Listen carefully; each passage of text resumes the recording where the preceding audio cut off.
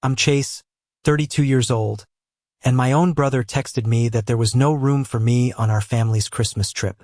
Before I tell you how that single text message led to my entire family being exposed in front of millions of people and a $5 million donation being made in my name, let me know where you're watching from in the comments below.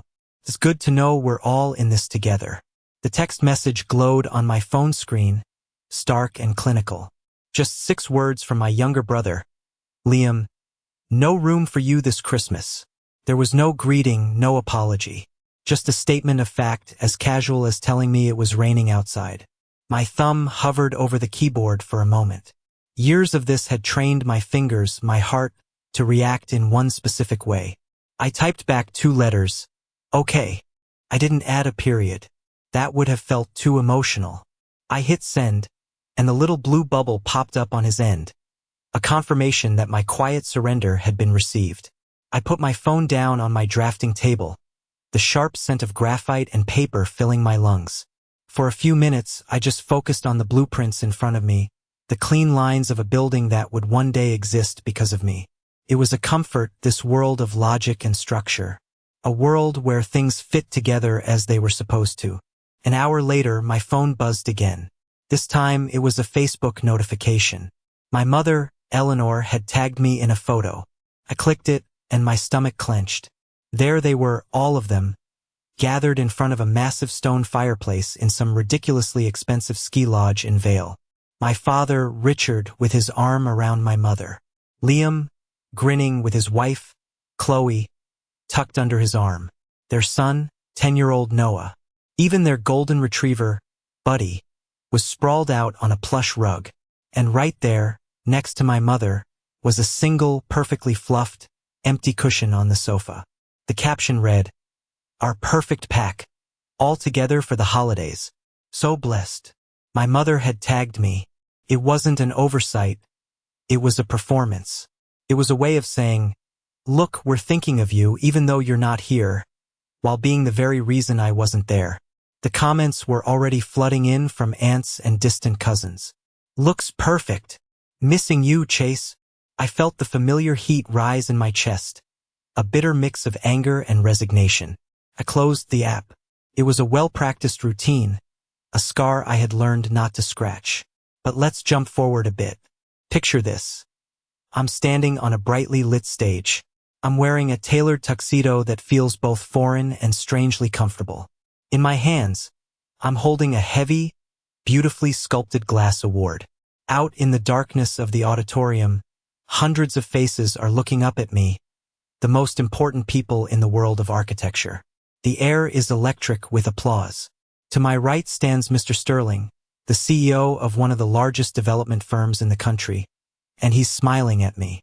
Not a polite, professional smile, but a genuine one, full of respect. My heart is hammering against my ribs, a wild drumbeat of disbelief and vindication. My family, they were watching this too, on a live stream, and I know with absolute certainty that their perfect, curated world was about to shatter into a million pieces. But to understand how I got on that stage, holding that award, you need to understand the empty cushion. You need to understand all the empty seats that came before it. To understand that, we have to go back. Way back. The first time I truly understood the blueprint of my family's dynamics, I was 18. It was my high school graduation. I remember the sticky vinyl of the folding chair, the drone of the principal's speech, the sea of smiling, tearful parents in the crowd. I scanned the rows, looking for that familiar flash of my mother's floral dress or my father's stern profile. I knew they were supposed to be there. They had promised. The ceremony ended. Caps flew into the air. A chaotic, joyful explosion. Families swarmed the field, hugging, crying, taking pictures. I stood alone, my diploma tube feeling heavy and slick in my sweaty palm. I kept scanning, my hope dwindling with each passing minute. I pulled out my flip phone and saw the text message, sent 2 hours earlier. It was from my mom. "So sorry, honey. Liam's travel team made the regionals. We had to drive him to the tournament out of state. It was all very last minute. We are so proud of you. Dad says congratulations." Liam was 16. His soccer tournament had been deemed more important than my graduation. I slid the phone back into my pocket, the plastic feeling cold against my leg. I just stood there, an island in a sea of celebration, feeling a profound and hollow loneliness. I felt invisible. Just as I was about to give up and start the long walk home, a beat-up Ford pickup rumbled into the nearly empty parking lot. My Uncle Gene swung out of the driver's seat. He was my dad's younger brother, a man who smelled of motor oil and sawdust, whose hands were permanently calloused from a life of fixing things. He wasn't a man of many words, but his presence felt more solid than any promise my parents had ever made. He walked straight up to me, ignoring the awkward silence, and enveloped me in a hug that smelled like home. He just held me for a moment, then clapped me on the shoulder. "Knew I'd find you here," he said, his voice a low rumble. He looked at my diploma. "Well, look at that. An official smart guy." He didn't ask where my parents were. He never did. He just knew. He saw the empty seats without me having to point them out. "Come on," he said, jerking his head toward the truck. "I'm starving. My treat." We ended up at a cheap pizza place off the highway. We sat in a red vinyl booth and he let me talk. I didn't mean to, but it all came pouring out.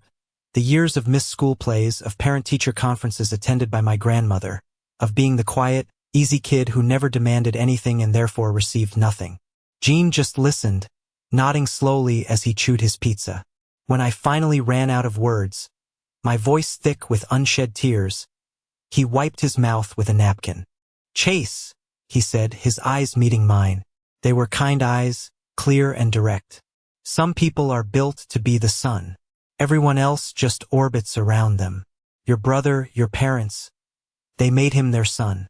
That's not your fault." He leaned forward, his voice dropping. "But your talent, what you've got in here," he tapped his temple, "that's your own gravity. It's gonna pull you so far away from all this, they won't even know what happened. You just gotta build it." That night, eating greasy pizza with my uncle, was the first time I realized I didn't have to stay in their orbit. I could build my own world. It was a lesson that would take me years to fully learn, but the foundation was laid right there, in that red vinyl booth. 2 years after my graduation, the pattern locked in, solid as concrete. For my 18th birthday, my parents announced a grand family vacation. A 7-day Caribbean cruise. I was ecstatic. For months, I imagined it. The blue water, the warm sun, finally feeling like a real part of the family on a real vacation. I helped my mom with the research, printing out brochures for shore excursions. A week before we were set to leave, my dad called me into his study. He sat behind his big oak desk, the picture of authority. He cleared his throat, a sound he always made before delivering bad news. "Chase, about the cruise," he began, not looking at me. He shuffled some papers. "There's been a bit of a mix-up with the booking.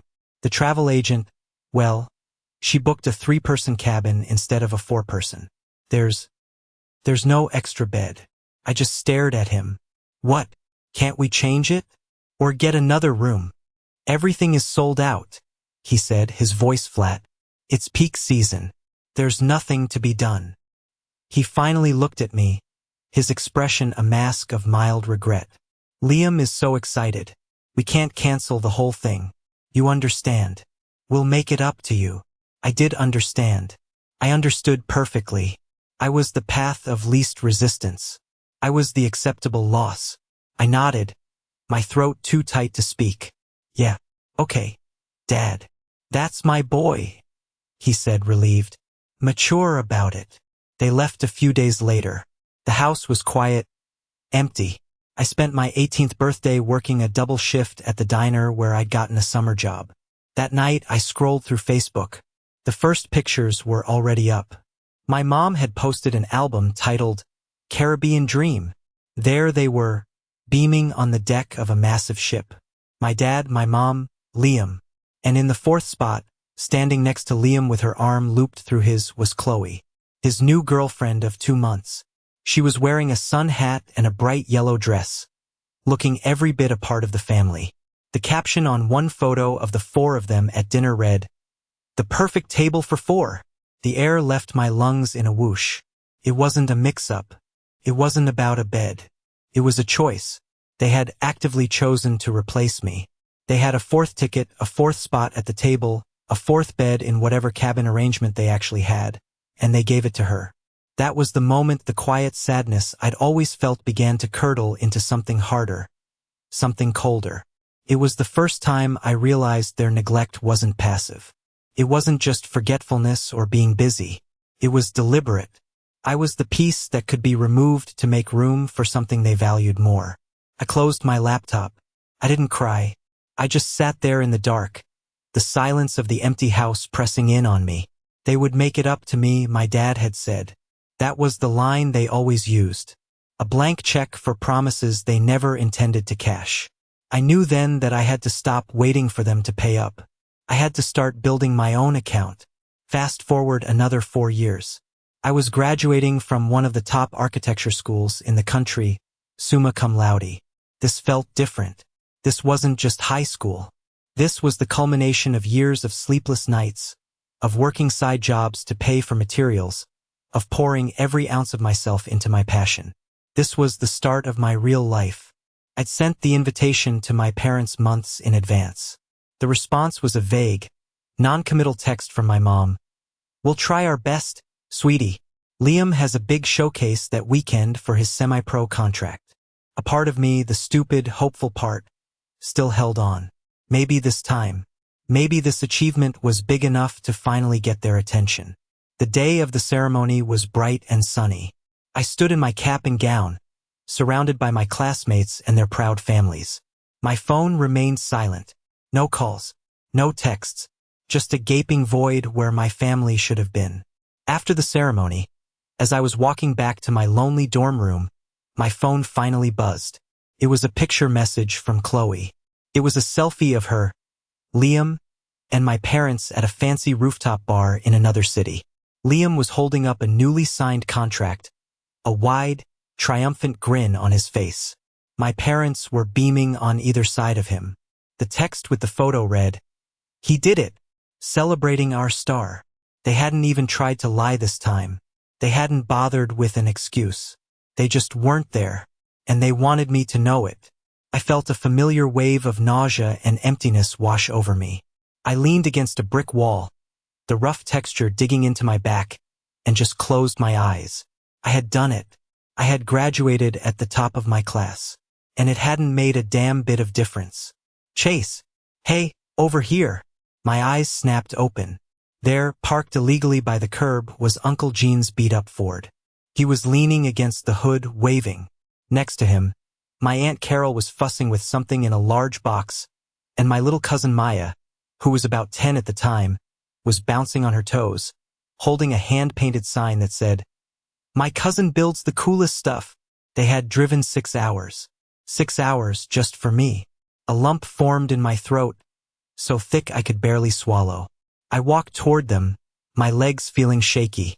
Aunt Carol saw my face and immediately pulled me into a hug that smelled of cinnamon and coffee. "Oh, honey, we are so incredibly proud of you," she whispered, her voice cracking. Maya shoved the sign into my hands. "We brought you something," she yelled, her voice full of excitement. Uncle Gene opened the box Carol had been holding. Inside was a cake. But it wasn't just any cake. It was a multi-layered sheet cake, meticulously decorated to look like a blueprint of a skyscraper. The details were incredible. Tiny windows, structural lines, all drawn in blue icing. "Maya's idea," Gene said, a rare, wide smile spreading across his face. "Figured an architect deserved a proper building." I just stared at it, speechless. The thought, the effort, the sheer, unconditional love packed into that ridiculous, wonderful cake. It was more than my parents had given me in 22 years. That day, we didn't go to a fancy restaurant. We sat on the grass in the middle of campus, eating cake out of the box with plastic forks.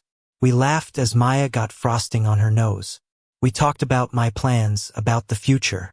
They didn't mention my parents once. They didn't have to. Their presence said everything. They were my family. Not the one I was born into, but the one I was lucky enough to be chosen by. They were the ones who showed up. And I knew, from that day forward, they were the only ones I would ever show up for. Now, let's go back to that day. The day of the text message. After I saw my family's perfect pack photo from Vail, I didn't spiral. I didn't sit in the dark. The years of practice had built a kind of armor around my heart. The pain was still there, a dull, familiar ache, but it no longer paralyzed me. Instead, I turned back to my work. I was the lead architect on the Sterling Tower project, a massive skyscraper that was set to redefine the city's skyline. It was the biggest project of my career, the kind of thing architects dream of. I had poured my life into it for the past 18 months, working weekends, pulling all-nighters, sacrificing everything. As I stared at the blueprints, my phone chimed with a new notification. It wasn't from Facebook. It was an email from my firm's payroll department. The subject line was simple: Project Bonus Confirmation. I opened it. My eyes scanned the text, and then landed on the number. My breath hitched. It was a $50,000 bonus. My share for bringing the Sterling project in ahead of schedule and under budget. It was more money than I had ever seen in one place. I stared at the number on the screen. It wasn't just a salary deposit. It was validation. It was proof of my worth, written in black and white. It was the result of every sacrifice, every lonely holiday, every time I chose my drafting table over despair. It was the gravity Uncle Gene had told me to build. And in that moment, something inside me shifted, a tectonic plate of emotion grinding into a new position. For years, I had been the quiet one, the one who accepted the scraps, the one who replied, "Okay," and faded into the background. I had been waiting for a seat at their table, a table that was never meant for me. I picked up my phone, my fingers moving with a new sense of purpose. I didn't open my text messages. I opened a travel app. My search history was full of budget motels and cheap flights. I deleted it. I typed luxury ski cabins, Aspen, Colorado into the search bar. A list of stunning properties populated the screen. One stood out, a sprawling, 5-bedroom log mansion with floor-to-ceiling windows, a private hot tub overlooking the slopes, and a chef's kitchen. It was outrageously expensive. It was perfect. Without a second thought, I booked it for the entire week of Christmas. Then I went to an airline website and booked 4 first-class tickets. My final act was to pull up my contacts. I scrolled past Dad, past Mom, past Liam. My finger stopped on Uncle Gene. I hit the call button. He picked up on the second ring, the sound of an impact wrench buzzing in the background. "Hey, Chase. What's up?" I smiled, a real, genuine smile. "Hey, Uncle Gene. Quick question. How do you, Aunt Carol, and Maya feel about a white Christmas?" There was a pause, then a chuckle. "Always wanted to have one." "Why?" "Good," I said, my voice steady and clear. "Clear your calendar for Christmas week, and pack your warmest coats. I'm taking care of everything else." It wasn't a question. It was a declaration. This year, I wasn't going to be left out. This year, I was building my own damn table. And the only people invited were the ones who had helped me lay the foundation. Aspen was like something out of a snow globe.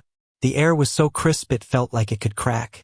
And the mountains looked like they had been dusted with powdered sugar.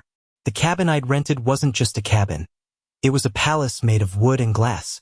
When we pulled up, Maya's face was pressed so hard against the window of the SUV, I thought she'd leave a permanent smudge. Is this where we're staying?" she whispered, her voice full of awe.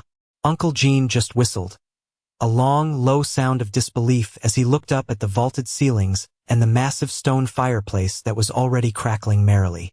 Aunt Carol walked silently through the main room, running her hand over the smooth granite of the kitchen island as if she couldn't believe it was real. "Chase, this is too much," she finally said, her eyes glistening. "It's not enough," I replied, and I meant it.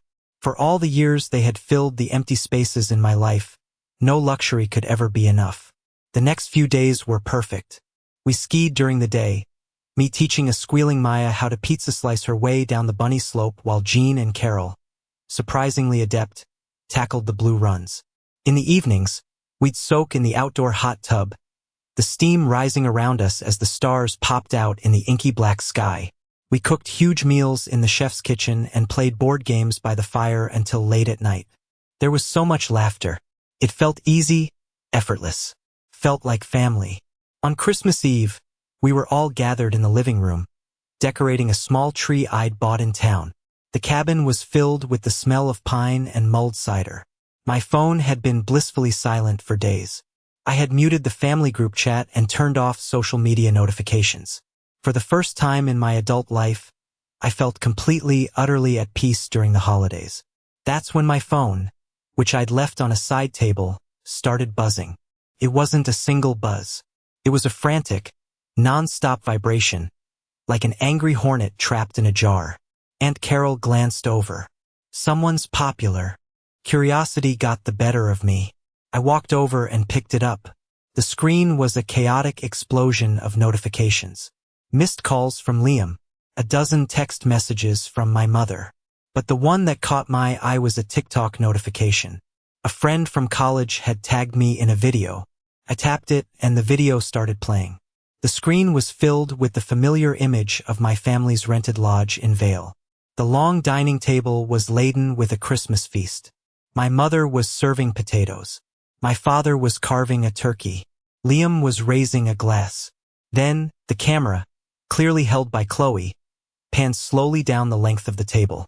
It stopped on a single, empty chair at the far end.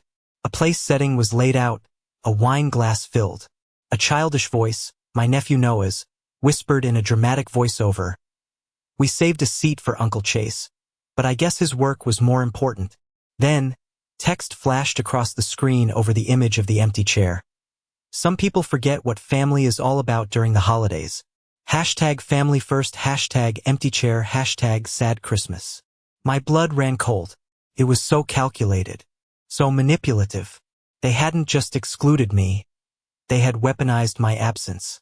They had twisted the narrative to make me the villain, the cold, career-obsessed son who had abandoned his loving family. I looked at the view counter at the bottom of the screen. It was already at 200,000, and it was climbing, fast. Comments were pouring in. "Wow, that's so sad. I feel for you guys. My brother is the same way, always puts his job first. I hope he sees this and realizes what he's missing." My hands started to shake. This wasn't just a family squabble anymore. They had taken our private dysfunction and broadcast it to the world, painting a masterpiece of lies with me as the villain. The peace I had felt just moments before evaporated, replaced by a white-hot rage. The hornet was out of the jar, and it was coming for me. The TikTok was just the opening salvo.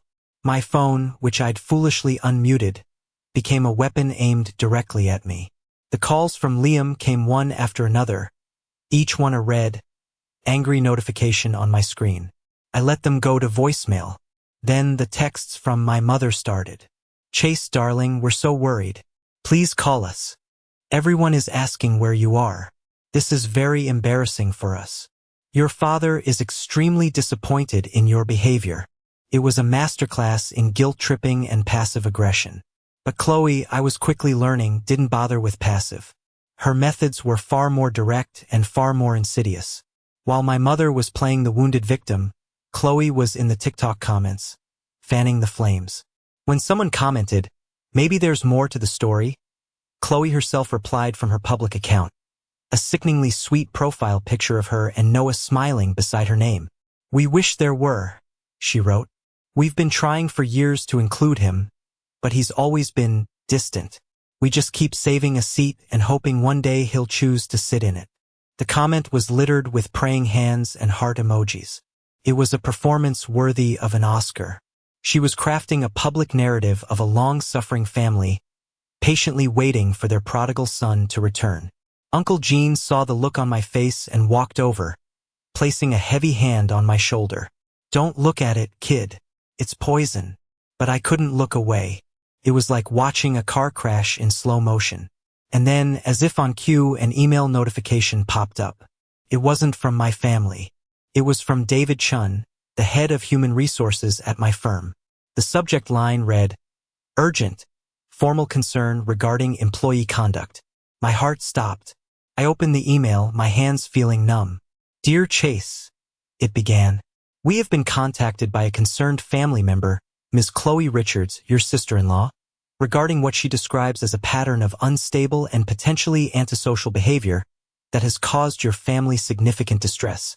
She has expressed concern that these personal issues may be impacting your professional judgment and fitness for a leadership role, particularly in light of your recent promotion and increased responsibilities on high-stakes projects." I scrolled down, my vision blurring. Chloe had attached a long, bullet-pointed list of my supposed transgressions, dating back to my childhood. She twisted every memory into a clinical diagnosis of my character flaws. My childhood shyness was reframed as an inability to form healthy social bonds. My focus on my studies was an obsessive avoidance of family obligations. She even mentioned my decision to move into the city for my job as a deliberate act of isolation from his support system. She had weaponized my entire life. And she hadn't just sent it to me. She had sent it to my boss, my boss's boss, and the entire HR department. This wasn't a personal attack anymore. This was a calculated, professional assassination attempt. She wasn't just trying to win a family argument. She was trying to destroy my career. She was trying to take away the one thing I had built for myself, the one thing that was truly mine, the one thing they couldn't touch. Until now, I felt the floor drop out from under me. This was a level of malice I couldn't have comprehended. The TikTok was for public consumption, but this was a stiletto knife, slid silently between my ribs, aimed directly at my professional heart. The salary, the promotion, the future I had worked so hard for. She was trying to burn it all to the ground. For a long moment, I just sat there, staring at the email on my phone screen. The air in the beautiful, warm cabin suddenly felt thin and cold. All the laughter and joy of the past few days felt like a distant memory from someone else's life. Uncle Gene had read the email over my shoulder. His face, usually so open and kind, was a thundercloud. His jaw was set, and a muscle ticked along his temple. He didn't say, "I told you so." He just took the phone from my numb fingers, set it face down on the table, and went to the kitchen to pour me a stiff drink. Aunt Carol and Maya had gone quiet, the festive atmosphere replaced by a heavy tension. Maya looked at me, her young face full of confusion and concern. "Is everything okay, Chase?" I forced a smile that felt like cracking plaster. "Everything's fine, kiddo. Just some work stuff." Just then, my phone started ringing again. It was Liam. This time, a reckless, defiant anger surged through me, overpowering the shock. I grabbed the phone and hit the green button, putting it on speaker for Gene to hear. "What?" I said, my voice dangerously quiet. Finally, Liam's voice snapped through the speaker, full of self-righteous indignation. "Do you have any idea what you've done? Mom is a wreck. Everyone is calling, asking what's going on. You're making us look like monsters." I almost laughed. It was so absurd, so completely devoid of self-awareness. "You're making yourselves look like monsters, Liam," I said. My voice as cold and clear as the mountain air outside. "I haven't done anything." "Oh, really? So you just disappearing to Aspen without a word isn't doing anything? Chloe sees you posting pictures of some fancy cabin while your family thinks you're working. You left us no choice but to explain the situation." "The situation?" I repeated slowly. "You want to talk about the situation? Okay, let's talk about the situation." Uncle Gene leaned against the counter, his arms crossed, watching me. He gave me a slight, almost imperceptible nod. "Let's review the record, shall we?" I continued, my voice devoid of emotion, like an attorney presenting evidence. "Age 16. High school graduation. You had a soccer game. Age 18. Caribbean cruise. There was no extra bed. But Chloe fit just fine. Age 22. College graduation. You had to sign a contract. Age 24. Thanksgiving in Hawaii. It was cousins only. Age 25. Christmas in Park City. The lodge was at max capacity. Age 27. New Year's in Miami. The rental house rules were very strict on headcount. Age 29. an Alaskan cruise. All the suites were booked. Last year, a vineyard tour in Napa. It was a couple's only thing. And this year, Vail. No room. I paused, letting the silence stretch. I could hear his breathing on the other end of the line, quick and shallow. That's ancient history, he stammered. You're holding grudges. It's not history, Liam, I said, my voice dropping. It's a pattern. 14 years of being told there's no room for me. I didn't disappear. I just finally listened. I stopped trying to get a seat at a table I was never invited to. I went and built my own. You're not mad that I'm not there. You're mad that I'm not at home, waiting by the phone, making it easy for you to pretend you care. You're mad that you lost control of the narrative. Silence. Complete and total silence. I could hear Chloe's faint voice in the background, telling him to hang up. Then a click. He was gone. I ended the call and set the phone down. A strange calm settled over me. It wasn't triumph. It was the quiet, clean feeling of a fever finally breaking. For the first time, I hadn't swallowed the bitterness. I had served it right back to them. The rest of the vacation passed in a sort of protective bubble.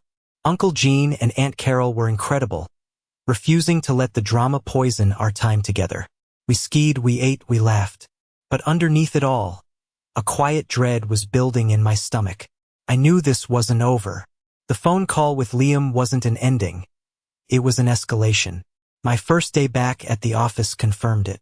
I walked into the gleaming marble lobby of my firm, coffee in hand, feeling the familiar pre-work buzz. And then I saw him, my father. He was standing near the reception desk, looking completely out of place in his khaki pants and golf jacket. He clutched a briefcase in one hand, his posture rigid, his face a mask of grim determination. He looked like a general surveying a battlefield. Jenna, the young receptionist, gave me a wide-eyed, panicked look as I approached. My father's eyes locked onto mine. He didn't say hello. He just strode forward, blocking my path to the elevators. "We need to talk," he said, his voice low and commanding, meant to carry. "This isn't the time or the place, Dad," I said, keeping my voice even. I was acutely aware of my coworkers streaming past, their curious glances like tiny pinpricks on my skin. "You've made it the place," he shot back, his voice rising. "You've aired our family's private business for the world to see and dragged it into your workplace. Now you're going to fix it." He snapped open his briefcase on a nearby bench and pulled out a single sheet of paper. He thrust it at me. "This is a letter of apology. To your mother, to Liam, to the entire family. You will sign it and you will post it in the family group chat. And you will send a formal retraction to your human resources department, explaining that your sister-in-law was acting out of genuine concern and you overreacted." I glanced at the letter. It was a masterpiece of manipulation, painting me as an emotional, unstable person who had misunderstood my family's well-intentioned actions. My signature at the bottom would be a confession. It would validate every lie Chloe had told. "No," I said simply. His face turned a dangerous shade of red.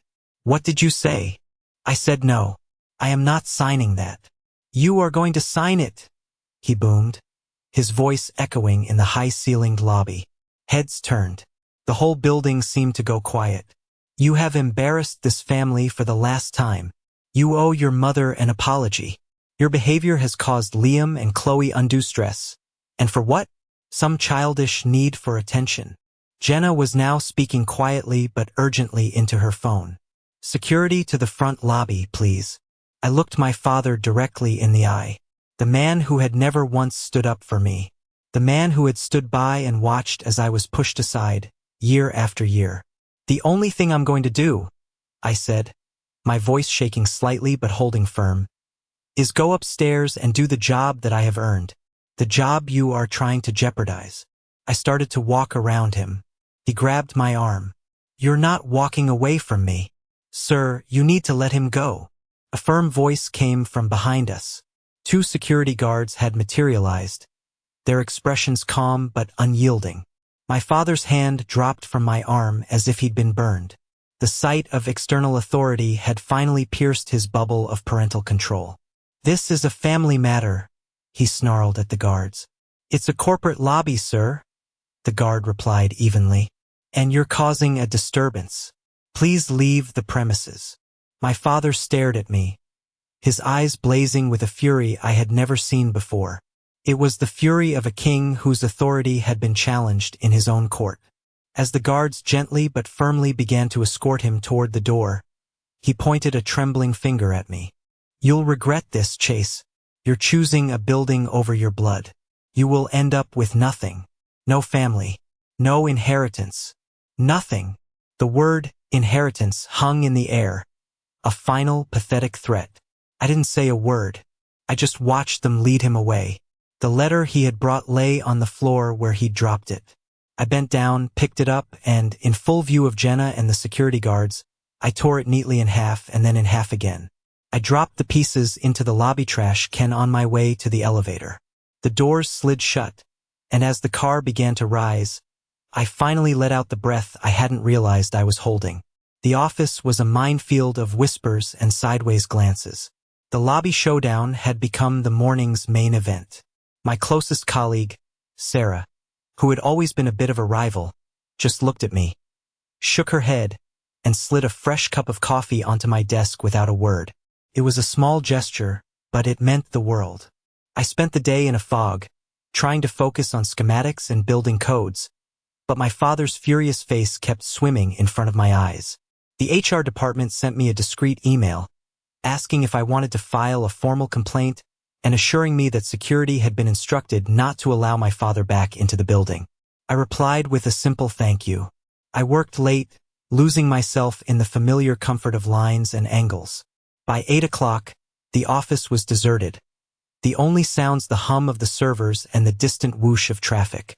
I was packing up my things when I heard the chime of the elevator. I froze, my heart starting to pound. The glass doors to our floor slid open, and my Uncle Gene walked out. He was wearing his usual work jeans and a flannel jacket, and he was carrying a thermos in one hand and a rolled-up sleeping bag in the other. He looked as out of place in the sleek, modern office as my father had, but for entirely different reasons. He saw me and gave a small, weary smile. "Hey kid, figured you might be working late." "Uncle Gene? What are you doing here?" I asked, my voice hoarse with surprise. He walked over and set the sleeping bag and thermos on the sofa in our reception area. "Jenna from the front desk is married to a guy in my bowling league. Word gets around." He looked around the empty office. "Figured you might need a security detail for the night shift. My rates are pretty cheap. A cup of coffee and you don't have to listen to me snore." I just stared at him, a wave of emotion so powerful it almost knocked me over. My own father had come to my workplace to threaten and humiliate me. My uncle had come to stand guard. Later that night, as I worked at my desk under the dim glow of my lamp, Gene dozed on the sofa. His presence was a silent, unshakable comfort. During a break, I scrolled through my phone, my thumb hovering over the family group chat I hadn't yet left. I saw a new post from my mother, a picture of her and my dad, with a caption, "Standing strong with my husband against vicious, unfounded attacks. Family should be a sanctuary, not a war zone." Underneath, a comment from my cousin Mark, whose struggling construction business had just received a hefty investment from my father. "So sorry you have to go through this, Aunt Eleanor. Some people don't appreciate what they have until it's gone." It was another knife, another betrayal. A few months ago, Mark had called me, complaining about my dad's controlling nature and asking for advice on a project. Now, bought and paid for, he was singing the company tune. I clicked his profile and hit block. It was a small act of defiance, but it felt good. I looked over at my uncle, his chest rising and falling in a steady rhythm. He wasn't my blood in the same way they were, but he was my family. He was the sanctuary. The rest was just a war zone I was finally learning to walk away from. The next 3 months were a strange kind of Cold War. My family went silent, at least to me. I was officially excommunicated. But the TikTok video continued to circulate in certain corners of the internet, a piece of digital shrapnel lodged in my life. The email from Chloe to HR had been dealt with professionally. David Chun had assured me that my record was clean and that the firm stood by me, but the incident left an ugly stain. I felt like I was walking on eggshells, constantly waiting for the other shoe to drop. Professionally, however, things were moving at lightning speed. The Sterling Tower was a massive success, hailed by critics as a landmark achievement. The firm's reputation soared, and so did mine. Then the email arrived. I had been nominated for the National Architect of the Year award, one of the most prestigious honors in the industry. The ceremony was a black-tie gala in New York City. My first thought was that I didn't want to go. The idea of being in the spotlight, of opening myself up to more public scrutiny, was terrifying. But Uncle Gene wouldn't hear of it. "You earned this, Chase," he'd said over the phone. "You are going to walk on that stage and hold your head high. This isn't about them anymore. This is about you." He was right. So I bought a tuxedo, booked a flight, and flew to New York. Aunt Carol and Maya insisted on watching the live stream from home, promising to cheer louder than anyone. The night of the gala, I felt like I was in a dream. The ballroom was a glittering sea of chandeliers and evening gowns. I was surrounded by the living legends of my field, people whose books I had studied in college. I felt like an imposter, a kid playing dress-up. I found my assigned table. I was seated with the other nominees and, to my surprise, Mr. Sterling himself, the CEO whose building I had designed. He was a powerful, intimidating man in his 60s, but he greeted me with a warm handshake and a surprisingly kind smile. "Chase, a pleasure to see you again," he said, his voice a commanding baritone. "The tower is magnificent. Truly, you should be very proud." "Thank you, sir," I managed to say. "That means a lot." We made small talk through dinner, but my mind was elsewhere. I knew my family would be watching the live stream. Chloe had made a point of posting about it in the family group chat, a message I only saw because a sympathetic cousin sent me a screenshot. "Hoping for the best for Chase tonight," she had written, the picture of magnanimity. Even when families have disagreements, we always support each other's successes. They weren't watching to cheer me on. They were watching in the hopes I would fail, that my moment in the sun would be denied, proving to them and their followers that I had made the wrong choice by alienating them. Finally, the moment came. The presenter, a famous architectural critic, walked to the podium. And now, for the award for National Architect of the Year. A montage of the nominated projects played on the huge screens. My heart hammered in my chest. I saw the sweeping glass facade of the Sterling Tower, and for a moment, I forgot my fear and felt a surge of pride. I had made that. The winner, the presenter said, opening the envelope, is an architect whose vision has not only transformed a city skyline but has done so with a profound sense of humanity and purpose. The winner is Chase Richards for the Sterling Tower. The room erupted in applause. For a second, I didn't move. Couldn't believe it. Mr. Sterling leaned over and clapped me on the back. "Go on, son. That's you." My legs felt like they were made of lead as I walked to the stage. The lights were blinding. The applause was a deafening roar. I shook the presenter's hand and accepted the heavy glass award. I stepped up to the microphone, my hands trembling, and looked out at the sea of faceless shadows. I had a speech prepared, a list of people to thank at the firm.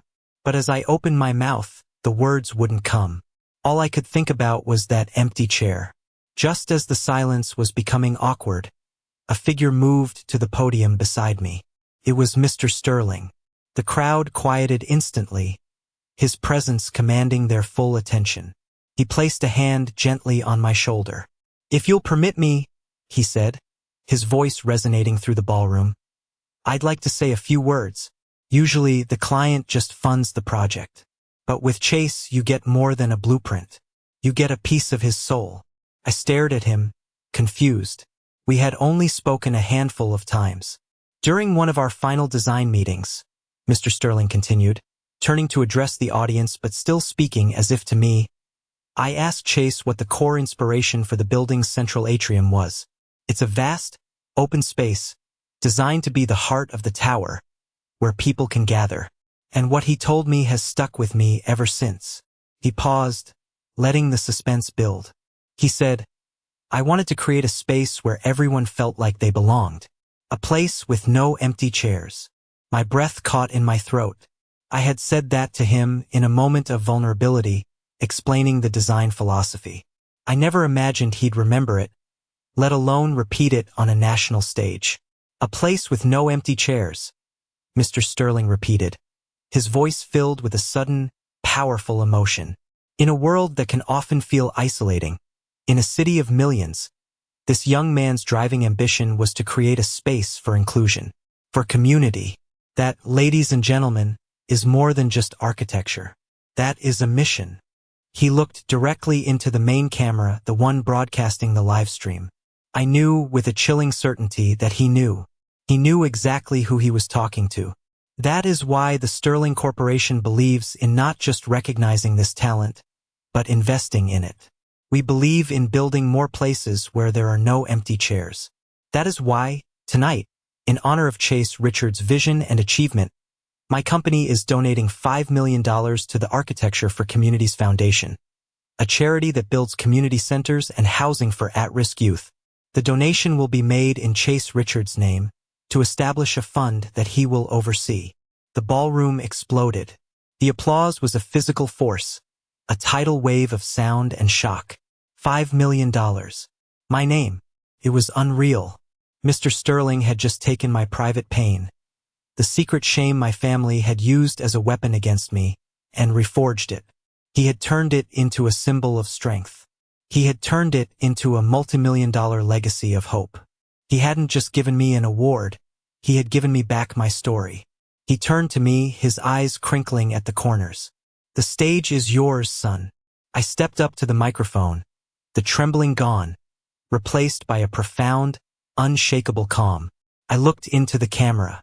I didn't see an anonymous audience. I saw my parents' living room. I saw Liam and Chloe on their sofa. I saw their perfect, curated world turning to ash. Thank you, Mr. Sterling, I said, my voice clear and steady. I am overwhelmed. I don't have a long speech. The building speaks for itself. But I do have people to thank. I took a deep breath. I want to thank my Uncle Gene, who taught me that you can build a future out of spare parts and sheer will. I want to thank my aunt, Carol, who showed me that the warmest homes are built with love, not drywall. And I want to thank my cousin, Maya, who reminds me that the best designs are the ones that create joy. Thank you to the family that built me. And that was it. I didn't mention my firm. I didn't mention my parents. I didn't mention the brother who had no room for me. I just picked up my award, nodded to the audience, and walked off the stage. The applause followed me all the way. This is the moment that changed everything. The moment I stopped letting them write my story and finally picked up the pen myself. Thank you for staying with me to this point. It means more than you know. If you're still here, please help me out by liking this video and commenting the number 1 down below, just so I know you made it this far with me.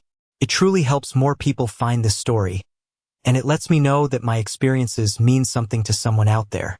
Your support is what gives me the courage to keep sharing the rest of this journey. The gala was a blur after that. People I had admired my whole life came up to shake my hand, not just to congratulate me on the award, but to talk about the foundation. My story, or at least Mr. Sterling's version of it, had resonated deeply. I had gone from being a promising young architect to a philanthropic leader in the industry in the span of 10 minutes. I flew home the next morning, the heavy award carefully packed in my carry-on. When I landed and turned my phone off airplane mode, the expected explosion from my family wasn't there. There was just silence. A deafening, telling silence. They didn't know what to say. How could they attack the golden boy, the celebrated philanthropist whose story of overcoming adversity had just been broadcast on a national stage? How could they spin the narrative now? They couldn't, and the fallout was swift. A week later, I got a call from a cousin who still spoke to me. She told me that the TikTok video, which had been Chloe's pride and joy, had backfired spectacularly. After the gala, people had connected the dots. The video was flooded with new comments. So this is the family that abandoned the architect of the year? Wow, the empty chair looks a lot different now. This is some next-level gaslighting. Chloe had been forced to delete the video, but the damage was done. Then, the professional consequences started. My cousin told me that someone at Liam's competitive sales company had seen the gala and sent an anonymous email to his management, linking them to the now infamous TikTok. Liam was called into a meeting with his VP. It wasn't about his performance, which was excellent. It was about brand integrity and professionalism. His end-of-year bonus, the one he was counting on for a down payment on a new house, was cut by 50% as a disciplinary measure. There was no formal tie to me, of course, just a vague mention of poor judgment regarding social media. Chloe's karma was even more direct. She was a freelance marketing consultant, and her biggest client was a national retail brand that built its entire identity around family values. The CEO of that company had been at the gala. He had seen my speech. 2 days later, Chloe received an email informing her that her lucrative 6-figure contract was being terminated, effective immediately, due to a misalignment of core values. In one email, she lost nearly half of her annual income. I didn't feel joy hearing this. I just felt a quiet, somber sense of balance being restored. They had tried to destroy my career, my foundation. Instead, their own had crumbled. They had built their house on a foundation of lies and manipulation, and a single moment of truth had brought it all crashing down. I hadn't sought revenge. I had simply chosen to succeed, and my success had become a mirror, forcing them to look at their own reflections for the first time. And they clearly didn't like what they saw. About a month after the gala, my phone rang. It was an unknown number. I almost ignored it, but something made me answer. "Hello, Chase." It was my mother's voice. It wasn't warm or conciliatory. It was thin, brittle, and laced with an unfamiliar tremor of desperation. "We need to talk," she said. "Your father and we're prepared to sit down and work through this. Like a family." I stayed silent, waiting. "This has gone on long enough," she continued, her voice gaining a whiny, self-pitying edge. "Chloe is a mess. Liam lost a significant part of his bonus. Your father's friends are asking him questions. You've made your point, Chase. You won. Now you need to stop punishing us. You need to come home and help us fix this." I couldn't believe what I was hearing. There was no apology, no acknowledgement of what they had done, no remorse. She was still seeing this as a game, a power struggle that I had won, and now it was my responsibility as the victor to repair the damage they had inflicted. She didn't want reconciliation. She wanted me to come back and help them rebuild their public image. "Fix what, Mom?" I asked, my voice calm. "There's nothing for me to fix." "Don't be ridiculous," she snapped, her desperation turning to anger. "You stood on that stage and you humiliated us. You talked about family and you didn't even mention your own mother. Do you have any idea how that felt?" "Yes," I said softly. "I think I do. Probably felt like sitting in a crowd on your graduation day, watching every other kid get hugged by their parents. It probably felt like seeing pictures of your family on a cruise you were told was full. It probably felt like having your entire life twisted into a weapon to be used against you by your own sister-in-law." The line went silent. I had taken her question and answered it with the currency of my own pain. "I didn't humiliate you, Mom," I continued, my voice gaining strength. "I just stopped letting you humiliate me. There's a difference." I heard her take a shaky breath. "After everything we've given you, I'm hanging up now," I said, not unkindly, but with a finality that felt as solid as steel. "I wish you well. I really do. But my seat at your table is officially empty. This time by my choice." Before she could respond, I ended the call. Then I went into my contacts. I found her name, my father's name, and Liam's. One by one, I selected block this caller. A small pop-up asked me to confirm. I pressed it without hesitation. It felt like turning a key in a lock, securing a door that I had been trying to close for 20 years. I was finally, truly free. 6 months can feel like a lifetime. In the half-year that followed that final phone call, my world transformed. True to his word, Mr. Sterling and my firm had supported me in becoming a full partner. My name was now on the letterhead. The corner office with the panoramic city view was mine. But it wasn't the title or the view that mattered. It was the work. I spent most of my time overseeing the new Chase Richards Fund within the Architecture for Communities Foundation. Our first project was ambitious, converting a derelict warehouse in a neglected part of the city into a state-of-the-art community and arts center for underprivileged youth. It was the most challenging and the most rewarding work of my life. I wasn't just building with steel and glass anymore. I was building with hope. One warm Saturday afternoon in May, I was at Uncle Gene's house for a barbecue. The smell of grilled burgers and freshly cut grass hung in the air. The backyard was filled with the easy chatter of Gene's friends and neighbors. I was sitting on the porch steps, showing my cousin Maya how to use perspective in a sketch she was drawing. She was 13 now, and she had a real talent, a spark of creativity that I was determined to nurture. Aunt Carol brought out a huge sheet cake. In bright blue icing, it said, "Congratulations, Emma. Partner." Everyone cheered, and Uncle Gene handed me a beer, his eyes shining with a fierce, quiet pride that was worth more to me than any award. "Look at you, kid," he said, clapping me on the shoulder. "Building whole new worlds." I looked around the backyard. At Maya, her brow furrowed in concentration over her drawing. Carol, laughing with a neighbor. At Gene, manning the grill like a seasoned general. This was my world. It wasn't perfect. It wasn't a curated photo for social media. It was real. It was messy and loud and full of unconditional love. Later, as the sun began to set, casting long shadows across the lawn, I found myself talking to Sarah, my colleague from work, whom I'd invited. We had grown closer over the past few months, our old rivalry replaced by a mutual respect and a budding friendship. "You seem different," she said, watching me as I pushed Maya on the old tire swing. "I am," I admitted. "I spent so much of my life trying to fit into a picture that was never meant for me. I kept thinking if I just tried harder or achieved more, they'd finally see me. But I was wrong. It was never about me." "What was it about?" she asked. I thought about it for a moment, watching Maya soar into the twilight sky. It was about them, about the story they needed to tell themselves about who they were.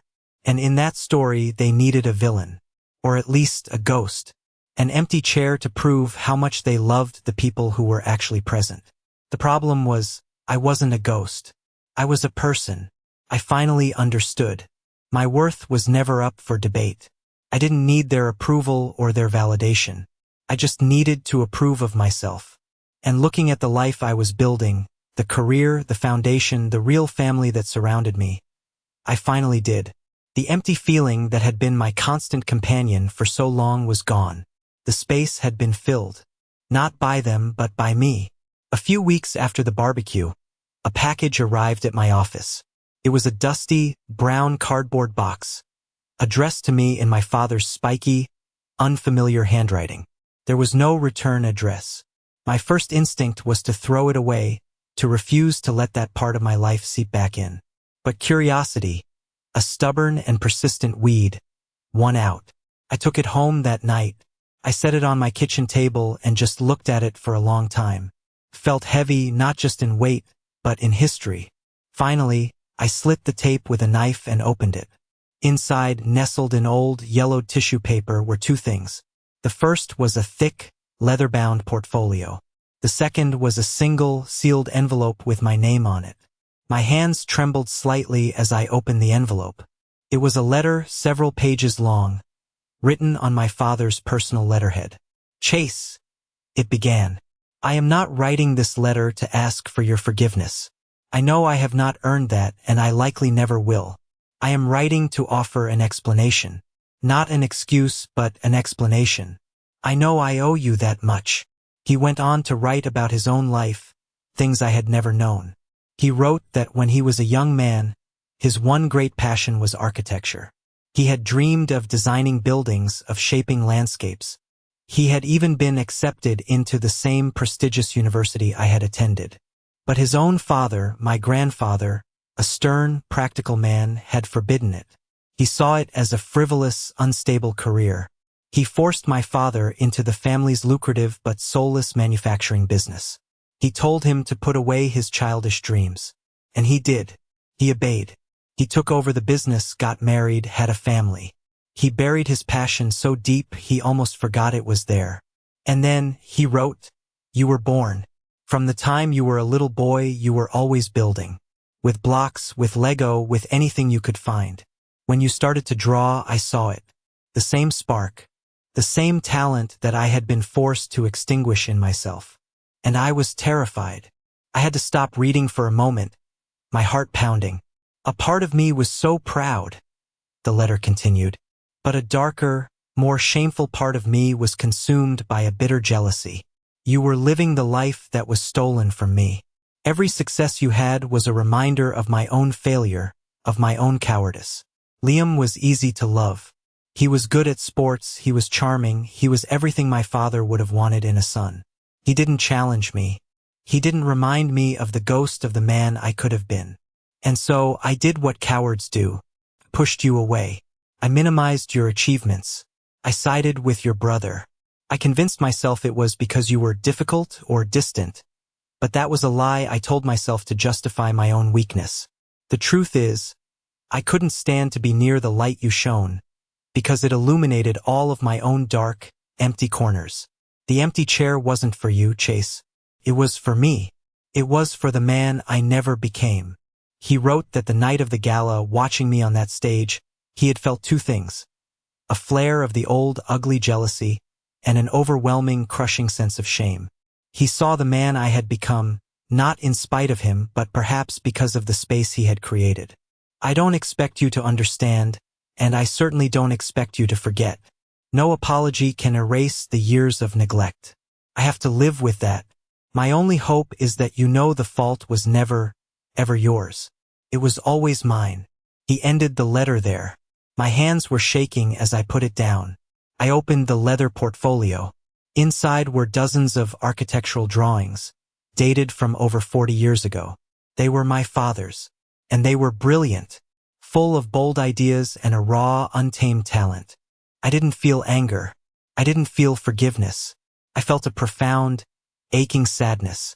A sadness for the boy whose dreams were crushed, for the man who let that bitterness poison his life and his relationship with his son. It didn't excuse anything, but, as he said, it did explain it. The cruelty hadn't come from a place of malice, but from a place of deep, unresolved pain. He had passed down his own inheritance of disappointment, and my entire life had been an unconscious struggle to refuse it. I still have that letter and the portfolio. They sit on a shelf in my office, a quiet reminder that people are almost always more complex than the roles we assign them in our stories. I haven't spoken to my father or my mother or Liam since that last phone call. There was no dramatic confrontation, no final, tearful reunion. Our story didn't end with a bang, but with a quiet, mutual acceptance of the space between us. A space that is, for the first time, healthy. Sometimes I see updates through the grapevine. Liam and Chloe are still together, navigating a life with a little less money and a lot more humility. My parents sold the big family home and downsized. I hope they've found some measure of peace. My own life is full. The community center I designed opened last month to incredible fanfare. Seeing the kids in the art studio, sketching and painting and building, fills a part of my soul I didn't even know was empty. My friendship with Sarah blossomed into something more. We're building a life together, one based on mutual respect and shared dreams. And my other family, Jean, Carol, and Maya, they are the bedrock. We have dinner together every Sunday. There is always a seat for me at their table, a seat I never have to question or fight for. It's just there waiting for me. From my office window, I can see the skyline of the city, a landscape of steel and glass and human ambition. I can see the top of the Sterling Tower, gleaming in the afternoon sun. I used to think my story was about the pain of being left out, but I was wrong. My story is about the power of building something of your own. You can't always rebuild a broken family, but you can lay a new foundation. You can design your own life, create your own spaces of belonging, and choose the people you invite inside. Family, I've learned, isn't about blood. It's not about obligation or shared history. It's about who shows up. It's about who brings you a pizza on your loneliest day, who builds you a cake shaped like your dreams, who sits guard in a dark office lobby just to make sure you feel safe. It's about the people who, without a moment's hesitation, give you a seat at their table and are genuinely happy to see you sit in it. Thank you for listening to my story. I know it was a long one, but it was important for me to tell it all. I hope it resonated with you in some way. Have you ever had to find your own path or build your own family? I'd be honored to hear about your experience in the comments below. Please share your story, and don't forget to like and subscribe so you don't miss what comes next. Truly means the world to me.